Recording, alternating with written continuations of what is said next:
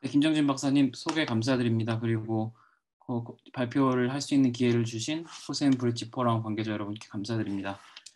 저는 그 텍사스 달라스에 있는 UT 사우스웨스턴 메디컬 센터에서 키드니 캔서를 연구하고 있는 김강산이라고 합니다. 오늘 저는 메타스타시스 중에서도 레이턴트 메타스타시스, 잠재적으로 전이가 가능성이 있지만 실제로 전이가 되지 않는 상태의 전이에 대해서 말씀을 드리려고 합니다. 제 연구 결과를 이제 말씀드리기 전에 먼저 제 소개를 간단하게 드리려고 합니다. 2005년에서 2016년까지 이제 카이스트 생명과학과에서 학사와 박사 학위를 하였고요. 카이스트에 있을 때는 혈관 생물학을 전공했습니다. 혈관 생물학에서 많이 사용되는 단어 엔지오제네시스를 중심적으로 연구를 했는데, 엔지오제네시스는 새로운 혈관이 뉴 베슬이 형성되는 그런 현상을 말합니다. 그래서 엠브리오 단계와 또 튜머에서 혈관이 어떻게 생기는지를 연구했고, 그 중에서도 트랜스크립셔널 레귤레이션, 어떻게 트랜스크립션 팩터가 이 혈관의 생성을 연구하는지에 대해서, 조절하는지에 대해서 연구를 하여서 2016년과 2018년에 각각 엠브리오 디벨롭먼트와 또 튜머 엔지오제네시스의 조절에 관한 연구를 보고를 하였고요. 그리고 이 연구들을 바탕으로 미국으로 와서는 캔서 바이올로지 필드로 옮겨서 포스닥을 하기 시작했습니다. 미국에 와서는 키드니 캔서 인베이전과 메타스타시스, 그리고 메타스타틱 레이턴시에 대해서 연구를 계속 수행을 해왔는데요. 먼저는 이제 메타스타틱 레이턴시를 간단하게 설명을 드리면, 여기 먼저 세포가 이렇게 암세포가 메타스타시스가 되게 되면은 바로 어그레시브하게 메타스타시스가 되는 경우도 있지만, 다른 경우에는 5년, 10년까지 실제로 메타스타시스가 발현되지 않고 어떤 단계, 돌먼트 단계, 레이턴트 단계에 머물러 있는 경우가 있습니다. 이러한 현상들에 대한 연구를 정리한 리뷰 페이퍼를 보고했고요. 그리고 저희 UT 사우스 웨스턴에 있는 중요한 페이션트 샘플들을 이용해서 연구를 또 수행했습니다. 여기 보시면 키드니 캔서에서만 나타나는 특이한 현상인데요. 키드니 튜머가 키드니에서 먼저 생깁니다. 그런데 키드니 튜머에서만 나타나는 현상인데, 이것이 어그레시브해지면은 이 정맥을 따라서 쭉 자라나게 됩니다. 굉장히 어그레시브한 현상이고, 이러한 현상을 튜머 트롬보스라고 부릅니다. 튜머 트롬보스가 생긴 경우에는 전이도 많이 나타나고 예후가 매우 좋지 않습니다. 이게 아주 심각할 때는 이 튜머가 계속 자라나서 심장까지 자라나는 그런 경우도 나타납니다. 그래서 저희 병원에서 100명 이상의 환자에서 샘플을 모았고, 그중에 83명의 환자에서 이 튜머 트롬보스 샘플을 채취해서 지노믹스, 또 이뮤노히스토케미스트리, 또 페이션트 디라이브드 제노그래프트를 통해서 어떤 팩터들이 인베이전과 메타스타시스에 영향을 주는지에 대해서 연구를 하여서 2021년에 또 네이처 커뮤니케이션스에 보고했습니다. 그리고 오늘 말씀드릴 메타스태틱 레이턴시에 관한 경우는 한 달 전에 캔서 디스커버리 보고를 하였고요. 키드니 캔서에 관련된 연구는 아니지만 팬데믹 기간에 코비드 백신에 관한 연구도 함께 콜라보레이션으로 연구할 기회가 있었습니다. 병원에 오는 환자들 중에서 올겐 트랜스플란테이션이 필요한 환자들은 이뮨 리젝션이 나타날 수 있기 때문에 이뮨 반응을 저지하는 이뮨 디프레시브 드럭들을 처리하게 되는데요. 그런 경우에 코비드 백신이 잘 작동하지 않는 것을 환자에서 관찰을 하였습니다. 그래서 그 결과를 바탕으로 인비보에서도 실제로 코비드 백신을 처리하고, 그리고 이뮤노 서프레시브 드럭을 처리했을 때 실제로 코비드 백신이 어떤 안티바디를 잘 형성하지 않는지, 그런 것들을 확인하고, 또 인비트로에서 메커니즘까지 규명을 하여서 최근에 이제 보고를 하였습니다. 그러면 이제 오늘 연구 결과 발표로 들어가서요. 이제 캔서 필드에서는 전이가 가장 핵심적인 연구 분야로 떠올랐다고 생각하시면 될 것 같습니다. 여기 전이암이 왜 위험한지 핵심적인 도표로 정리되어 있는데요. 여기 L이라고 되어 있는 것은 로컬라이즈드 튜머입니다. 처음 암이 원발생 종양의 자리에서만 있은 경우에는 생존율이 거의 75%에서 100%, 거의 치료가 가능한 수준에 이르렀습니다. 하지만 R로 표시되는 리저널 메타스타시스, D로 표시되어 있는 디스턴트 메타스타시스 경우에는 안 좋은 경우 넷 서바이벌이 25% 정도밖에 되지 않습니다. 아직도 많은 연구가 이루어졌지만 전이가 됐다는 것은 환자들에게는 아주 충격적인 소식이고, 그리고 병원 그리고 의사 입장에서도 이걸 어떻게 치료해야 될지 좀 어려운 숙제로 남아 있습니다. 또 그 중에서도 어려운 것은 재발성 전이라고 볼 수 있습니다. 여기 암 환자가 한 명 있습니다. 처음에 암이 발생했고 또 외과적 수술이나 또 방사선 치료를 통해서 성공적으로 이게 암을 치료하였습니다. 그런데 이 암이 치료됐다고 생각했지만 실제로는 캔서 셀의 어떤 시드들이 다른 기관으로 퍼져 있었습니다. 그래서 잠복기라고 부를 수 있죠. 환자는 5년이나 10년 동안 그냥 평범한 생활을 하고 병원에서 캐치업을 하면서 이제 캔서 프리 상태라고 마음을 놓고 있었는데 10년, 20년이 지나서 이 같은 클론이 릴랩스트 메타스타시스로 재발되고 전이되는 것을 맞닥뜨리게 됩니다. 이런 경우에 예상이 되시겠지만 치료가 많이 어렵고, 그리고 원발생 종양 프라이머리 튜머에서 잘 들었던 약이 재발성 메타스타시스, 릴랩스트 메타스타시스에 잘 듣지 않는 것이 있는 결과들이 나오고 있습니다. 그런데 문제는 이 잠복기 상태의 종양은 연구하기가 많이 어렵습니다. 이 잠복기 상태는 실제로 암이 있는지 없는지도 확인할 수가 없고, 그렇기 때문에 암 조직을 채취할 수도 없고 또 어떤 세포 라인을 만들 수도 없습니다. 그래서 이 잠복기의 상태, 그리고 재발성 전이를 연구하는 데는 이런 큰 한계가 있습니다. 그 한계를 극복하기 위해서 저는 재발성 전이 모델을 개발했습니다. 여기 제가 사용한 세포는 769P로 잘 알려진 비전이암입니다. 신장암의 한 종류이고요. 이 신장암 세포를 GFP 루시퍼레이즈로 레이블링을 해서 생쥐의 혈관에 주입해서 메타스타시스를 유도했습니다. 이것이 비전이암이기 때문에 3개월 동안 팔로우업을 했는데 전혀 루시퍼레이즈 신호가 없었습니다. 강력한 암이 생기지 않았다는 것이죠. 이것을 바탕으로 해서 이 생쥐에서 예상 전이 조직들을 분리했습니다. 신장암이 주로 전이되는 폐라든지 또 간이라든지 여러 가지 기관들을 분리해서 디소시에이션을 해서 조금이라도 GFP 포지티브 세포가 조금이라도 있는지를 확인을 해보았고, 폐 조직에서 GFP 루시퍼레이즈 포지티브한 재발성 전이 조직을 전이 세포를 확립할 수가 있었습니다. 그래서 이것을 바탕으로 인비오 피노타입을 살펴봤는데요. 비전이암을 생쥐에 주입해서 전이를 유도하면은 보시다시피 전이가 전혀 발생하지 않습니다. 그런데 제일 잘 알려진 전이암인 786 라인을 인젝션하면 8주 정도 팔로우를 하면 이렇게 강력하게 전이가 일어난 것을 확인하실 수 있습니다. 근데 신기하게도 지금부터 제가 재발성 전이를 레이턴트 메타스타시스 LATM으로 간단히 부르겠습니다. 이 LATM 세포를 주입한 경우에는 렁에서 작은 마이크로 메타시스 시그널이 보였지만 12주에 이르기까지 이 시그널이 증가하지 않고 어느 정도의 세기로 머물러 있음을 볼 수가 있었습니다.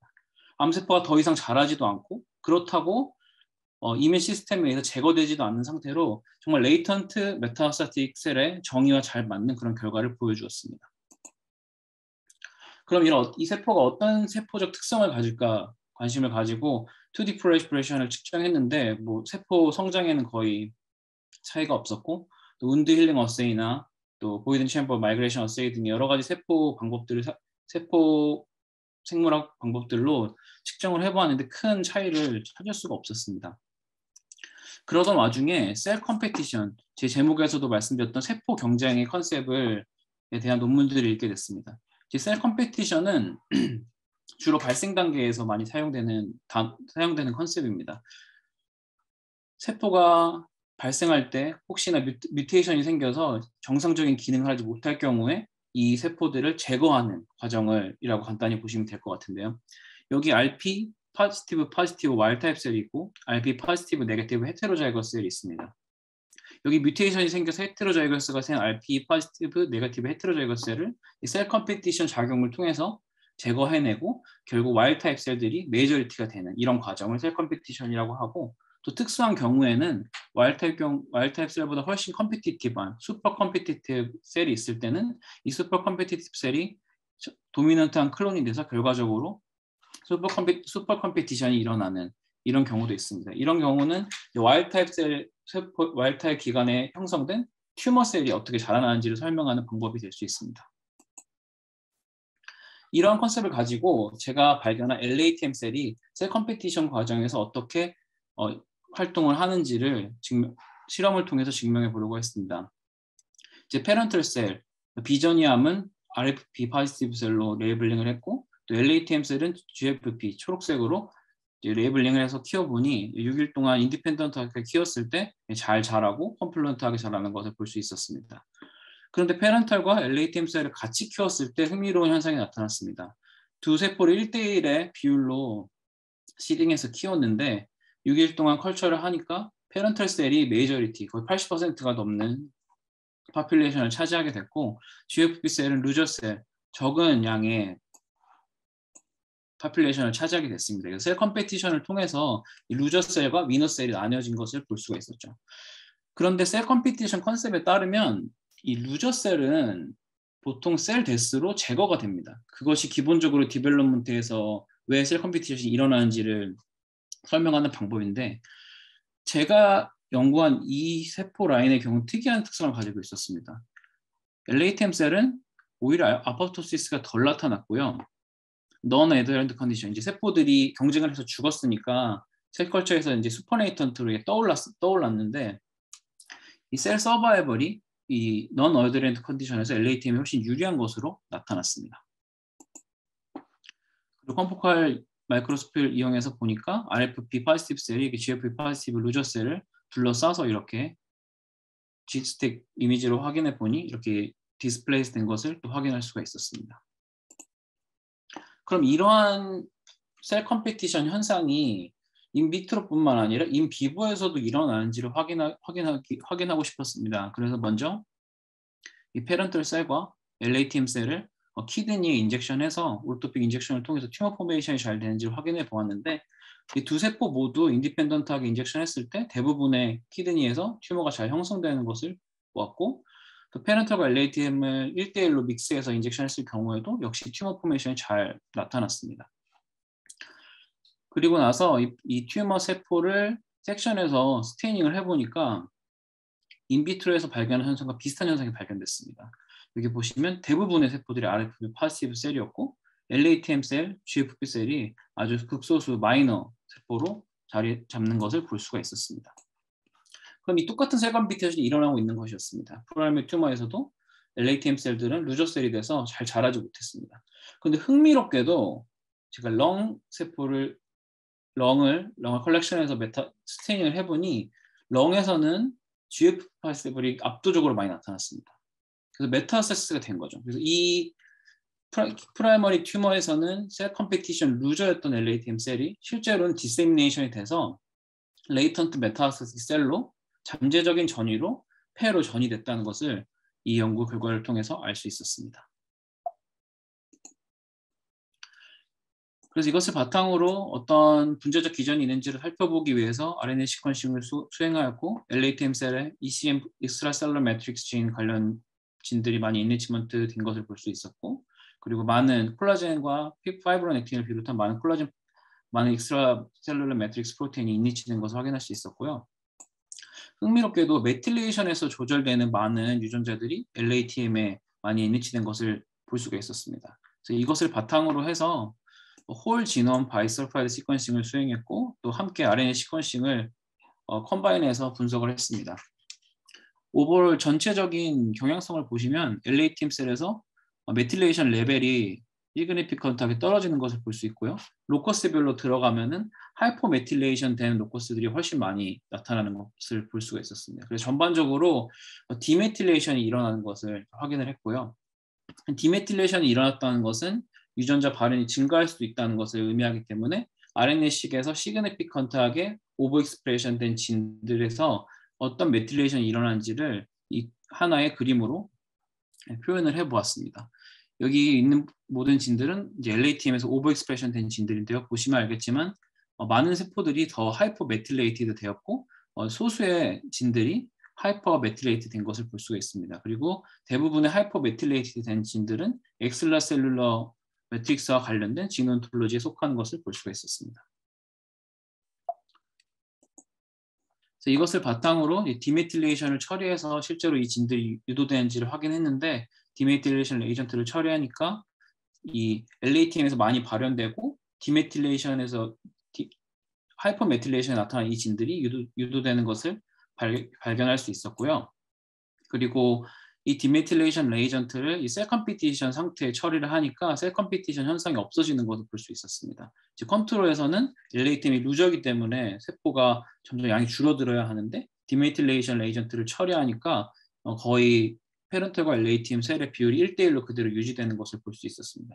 페런털에서도 이 많은 유전자들이 발현됐기 때문에 이 셀 컴피티션의 어떤 밸런스가 맞게 된 것이 아닌가라고 생각하고 있습니다. 그리고 이 LATM에서 발현된 많은 유전자들 중에서 전 스파크 프로테인에 대해서 좀 더 깊이 있게 연구를 하려고 했습니다. 여러 가지 이유들이 있었는데요. 세 가지 이유를 말씀드리겠습니다. 먼저 스파크 프로테인은 크로모점 5Q에 위치하는 프로테인이고 저희 신장암 환자들의 70%에서 개인이 나타나는 그런 위치에 있는 프로틴입니다. 그리고 이 셀 ECM 인터랙션과 튜머 인베이전 그리고 디세미네이션에 관한 롤들이 이미 밝혀져 있고요. 그리고 결정적으로 마지막이 이 스파이크를 연구하는 결정적인 계기가 됐습니다. 2010년에 발표된 연구인데요. 이 드로소필라 디벨롭먼트에 관한 연구입니다. 근데 드로소필라 디벨롭먼트에서 드로소필라 루저셀에서 이 드로소필라 타입인 스파크인 디스파크가 발현되는 것을 보고가 되었는데요. 흥미롭게도 이 디스파크는 루저셀에서 발현되지만 흥미롭게도 이 아포프토시스를 저해하는 그런 루저셀에 있으면서 루저셀이 많이 자라지는 않지만 죽지는 않게 하는 그러니까 데스를 막는 그런 역할을 한다는 것이 보고가 되었습니다. 이 컨셉은 제 LATM 셀과 많이 일맥상통했습니다. LATM 셀 실제로 루저셀이지만 이거 죽지 않고 살아남아서 결국 전이가 되기 때문이죠. 그래서 이 스파이크를 좀 더 깊이 있게 연구를 하였습니다. 그래서 이 스파이크를 이제 SHA RNA를 통해서 낙다운을 시켰고 넌 애더이런트 인비트로 컬처에서 키워보니까 셀 바이빌리티가 떨어지는 것이 관찰되었고요. 그리고 이것을 이제 인트라카리악 인젝션으로 메타세스를 유도해 보니까 렁으로 메타세스 되는 LATM 셀의 넘버가 줄어든 것을 이제 관찰할 수가 있었습니다.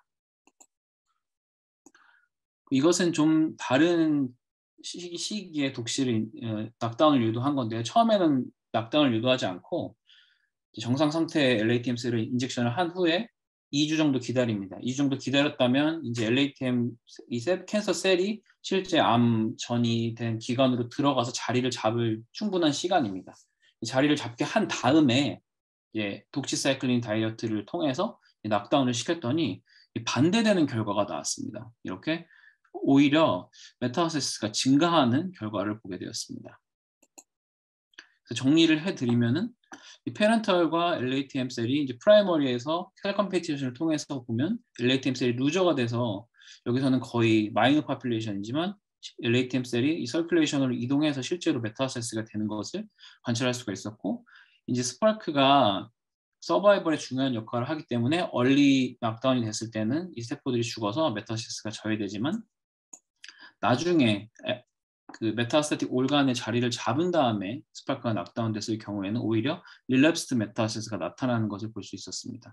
그럼 어떻게 이 릴랩스드 메타세스가 나타났을까요?가 제 다음 질문이었습니다. 알려진 보고에 따르면 스파크는 콜라겐에 바인딩하는 팩터입니다. 근데 콜라겐이 많은 리셉터에 바인딩해서 다운스트림 시그널을 조절한다고 알려져 있는데요. 제 LATM 세포에는 이 콜라겐 리셉터 중에 하나인 DDR1이 많이 발현되고 있었습니다. 그래서 스파이크가 많이 발현되는 이 루저 LATM 셀의 경우에는 스파이크가 콜라겐에 바인딩을 했고 그렇기 때문에 이 DDR1에 바인딩을 하지 못해서 결국 메타세스가 잘 유도되지 못하는 레이턴트 메타세스의 피노타입을 보인 게 아닐까라고 생각을 하였고요. 이 스파이크가 낙다운돼서 사라졌을 경우에는 콜라겐이 자유롭게 DDR1 콜라겐 리셉터에 바인딩을 해서 메타세스가 일어난 것이 아닐까라는 가설을 세웠습니다. 먼저 이 렁 섹션을 통해서 렁 메타시스 섹션을 통해서 확인을 해보니까 컨트롤에서는 이 콜라겐이 대부분 사이토플라즘에게 존재하고 있었습니다. 생산은 되지만 잘 활동을 못하고 있는 거죠. 콜라겐이 실제로 익스큐션 돼서 서페이스에서 리셉터를 액티베이션 해야 되는데 대부분의 콜라겐이 아직도 사이토플라즘에 머물러 있었습니다. 그래서 락다운을 시키자 이 콜라겐 프로테인이 이제 리셉터 쪽으로 이동하는 것을 보아서 이러면 이제 액티베이션이 가능하겠다는 생각을 했고요. 인비트로에서 포스포 DDR1 또 포스포 PYK2의 발현을 검증한 결과 LATM 스파크 락다운에서 이 시그널링이 액티베이션 되는 것을 확인할 수가 있었습니다. 그래서 인비트로, 인비보를 통해서 이 LATM 셀, 그러니까 레이턴트 메타스틱 셀의 어떤 존재와 기능에 대해서 알게 되었는데, 그럼 이게 클리니컬하게 어떤 이용이 될 수 있을까가 제 다음 질문이었습니다. 운이 좋게도 이 2명의 환자에게서 중요한 샘플들을 얻을 수 있었습니다. 이 두 분의 환자들은 키드니 캔서 페이션트였지만 처음에는 메타스티스가 없었던 분들입니다. 그런데 1.4년 그리고 0.6년 지난 다음에 릴랩스트 메타스티스를 가지게 된 분들입니다. 이분들의 튜머 조직과 또 메타스티스 조직을 운 좋게 얻을 수가 있었고, 메타스틱 프라이머 튜머의 경우에는 멀티제널 샘플링을 했습니다. 헤테로지니어스한 파퓰레이션을 연구하고 싶었고, 또 제가 말씀드린 연구에서 어떤 부분은 위너셀의 피처를 갖고 있었고 어떤 부분은 루저셀의 피처를 갖고 있었기 때문에 이것이 클리니컬 페이션 샘플에서 똑같이 나올지 이런 것이 관심사였는데요. 이 귀중한 페이션 샘플을 RNA 시퀀싱 해가지고 이제 PCA 플러스로 진 익스프레션의 어떤 특성을 살펴보니까 흥미롭게도 각각 한 개의 클론들, 각각의 환자에서 한 개의 클론들이 메타스타시스 클론과 비슷한 어떤 진 발현을 보였고, 또 이것들이 모여서 다른 환자에서 나타나는 메타스타틱 클론들이지만 이 발현들이 좀 유사성을 보이는 것을 볼 수가 있었습니다. 그래서 저는 이러한 이 클론들이 어쩌면 레이턴트 메타시스나 릴랩스트 메타시스의 어떤 특징을 가지고 있는 것이 아닐까 하는 질문을 가지게 되었습니다. 그래서 이 6개의 클론들, 여기 P1, P4, P3, P2 이 6개 클론을 페런털 그룹으로 지정을 하고 이 나머지 4클론을 LATM 클론이라고 지정을 한 후에 진 익스프레션 애널리시스를 해보니까 흥미롭게도 여기에서도 익스트라셀러 매트릭스 진들이 엔리치먼트 된 것들을 확인할 수가 있었습니다. 그래서 저희 세포주에서 발견된 파인딩이 어느 정도 클리니컬에서도 밸리데이션 된다는 것을 볼 수가 있었습니다. 그리고 이 진 익스프레션을 바탕으로 해서 TCGA 데이터셋에서 키드니 캔서 페이션트 534명의 데이터를 다운을 받고 이 레이턴트 진 익스프레션들의 발현을 바탕으로 해서 이 환자를 두 클러스터로 나누었습니다. 그 다음에 디지즈 프리 서바이벌이 어떻게 나타나는지를 살펴보았는데요. 보시면 M1, N1 페이션트, 그러니까 말씀드린 원래 초기 진단에서도 메타스티스가 있던 경우에는 디지즈 프리 서바이벌의 차이가 없었습니다. 이미 메타스티스가 이루어져 있고 그리고 이미 좀 예후가 안 좋은 환자들이었다고 보여지고요. M0, N0 페이션트, 초기 단계에서 전이가 발견되지 않은 그런 환자들의 경우에는 레이턴트 진 익스프레션이 굉장히 중요한 역할을 했습니다. 레이턴트 진 익스프레션이 낮은 경우에는 디지즈 프리 서바이벌이 거의 10년 가까이 지났을 때도 거의 80% 이상 살아남는 것을 볼 수가 있었고, LATM 진 익스프레션이 높은 경우에는 디지즈 프리 서바이벌이 굉장히 낮습니다. 그래서 이 LATM 셀의 어떤 진 익스프레션 시그니처가 어떤 키드니 캔서 페이션트의 리커런스나 릴랩스를 예측할 수 있는 어떤 한 가지 방법으로 이용될 수 있겠다라는 결론을 내리게 되었습니다. 다시 한번 정리를 해드리면 LATM 셀은 루저 셀러 프라이머리 셀에서는 프라이머리 튜머에서는 세포 경쟁에서 패배한 루저 클론이지만 이게 실제로는 디스탈 올간으로 메타스타시스 돼서 레이턴트 디지즈, 레지듀얼 디지즈로 존재를 하고 스파이크 낙다운 같은 새로운 큐가 있을 때 오버트 메타스타시스로 자란다라는 것을 저희 연구를 통해서 발표하였습니다. 그리고 앞으로는 이제 장기적인 목표이지만 이제 10년, 20년 후까지 연구를 계속 할 수 있다면 리널 캔서 페이션트에서 조직을 얻고 또 혈액을 얻어서 휴머나이즈 마이스 모델을 만들고 이 세포에서 얻은 세포를 직접 PDX를 만들어서 메타스틱 레이턴시와 또 릴랩스트 메타시스를 치료할 수 있는 어떤 퍼스널라이즈 메디슨을 개발해서 치료하는 것을 제 연구의 궁극적인 목표로 가지고 연구를 진행하고 있습니다. 네, 저희 연구를 서포트해준 저희 PI 스리니바스 말라리 레이턴트 메타스타시스 셀들을 브레스트 캔서와 렁에서 제일 먼저 찾아낸 선구자적인 사람입니다. 그래서 제가 첫 번째 포닥으로 조인해서 이제 키드니 캔서 쪽으로 이제 연구 방향을 넓힐 수 있었고요. 같은 저희 멤버들 프라박과 모리시오 스브라닐 감사를 전하고 싶고 저희 디파트먼트 패톨로지와 또 키드니 캔서 프로그램의 서포트로 연구를 할 수가 있었습니다. 네, 경청해 주셔서 감사드립니다.